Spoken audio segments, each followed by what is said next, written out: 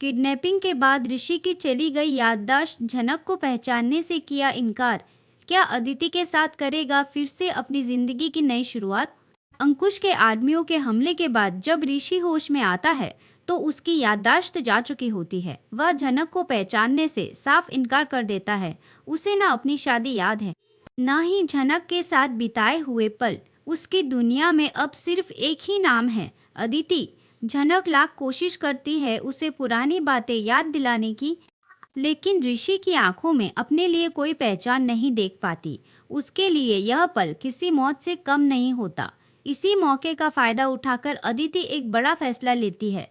वह परिवार के सामने ऐलान करती है कि जब ऋषि को झनक याद ही नहीं तो उनका रिश्ता भी खत्म समझा जाए। वह ऋषि से दोबारा शादी करने की बात कह देती है। ऋषि जो मानसिक रूप से कमजोर और उलझन में है, अदिति की बातों में आ जाता है और सबके सामने झनक को अपनी पत्नी मानने से इनकार कर देता है।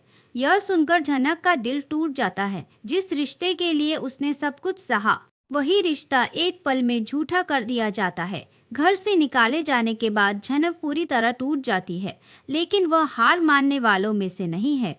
उसे यकीन है कि उसका साहिब बाबू एक दिन उसे जरूर याद करेगा। वह चुपचाप दूर रहकर ऋषि का इलाज करवाने की कोशिश करती है। डॉक्टर से मिलकर उसकी पुरानी यादें वापस लाने के तरीके ढूंढती है। उधर अदिति ऋषि के पास रहकर उसे अपने प्यार का एहसास दिलाने की कोशिश करती है। वह बार बार उसे यकीन दिलाती है कि झनक उसकी जिंदगी का हिस्सा कभी थी ही नहीं। नीलू भी आग में घी डालने का काम करती है और झनक के खिलाफ झूठे सबूत खड़े करने लगती है। लेकिन कहानी यहाँ पलटने वाली है। एक दिन अस्पताल में अचानक ऋषि के सामने उसकी और झनक की शादी की पुरानी तस्वीर आ जाती है। तस्वीर देखते ही उसे हल्की हल्की झलकियां याद आने लगती है। मंडप, 7 फेरे, झनक की आंखों में आंसू और उसका हाथ थामे खड़ा खुद ऋषि। उसी वक्त अंकुश का एक आदमी नीलू से मिलने आता है और उनकी बातचीत ऋषि अनजाने में सुन लेता है। उसे पता चलता है कि उसकी याददाश्त जाने के पीछे सिर्फ हादसा नहीं बल्कि एक साजिश भी थी। नीलू ने डॉक्टर को पैसे देकर सच छिपाया था। अब ऋषि के दिल में हलचल मच जाती है। यादें पूरी तरह वापस नहीं आई है, लेकिन उसे इतना समझ आ जाता है कि झनक से उसका रिश्ता झूठा नहीं था। दूसरी तरफ अदिति को एहसास होने लगता है कि वह ऋषि को खो रही है। उसकी जिद अब डर में बदलने लगती है। वह अपनी माँ अर्शी की तरह एक आखिरी चाल चलने का फैसला करती है। झनक पर ऐसा इल्जाम लगाने की योजना बनाती है जिससे वह हमेशा के लिए बदनाम हो जाए। लेकिन इस बार कहानी अलग मोड़ लेती है। ऋषि सबके सामने खड़ा होकर कहता है, मुझे सब कुछ याद नहीं है, लेकिन मेरा दिल झनक को पहचानता है। यह सुनकर घर में सन्नाटा छा जाता है। अदिति के सपने टूटने लगते हैं। नीलू का सच धीरे धीरे सामने आने लगता है। ऋषि डॉक्टर से अपनी रिपोर्ट दोबारा दिखाने की मांग करता है। जांच में पता चलता है कि उसकी याददाश्त पूरी तरह नहीं गई थी, बल्कि कुछ दवाइयों की वजह से उसकी रिकवरी धीमी की जा रही थी। डॉक्टर डर के मारे सच कबूल कर लेता है कि नीलू ने उसे पैसे देकर कुछ बातें छिपाने को कहा था।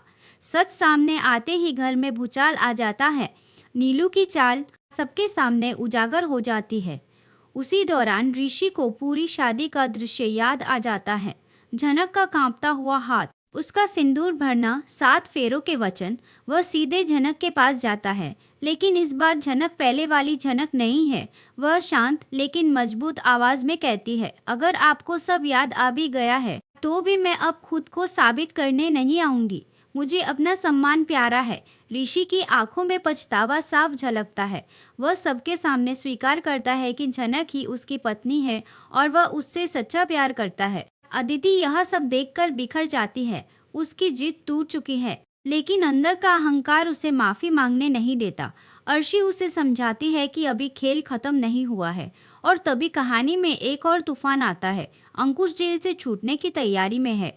उसे पता चलता है कि उसकी साजिश नाकाम हो गई। अब वह बदला लेने के लिए सीधे झनक को निशाना बनाने की योजना बनाता है। अब कहानी सिर्फ प्यार की नहीं, जान के खतरे की बन चुकी है। क्या ऋषि इस बार झनक की ढाल बन पाएगा? क्या अदिति सच में बदलेगी या फिर अपनी माँ की राह पर चलेगी? और क्या अंकुश का नया हमला सब कुछ फिर से तबाह कर देगा?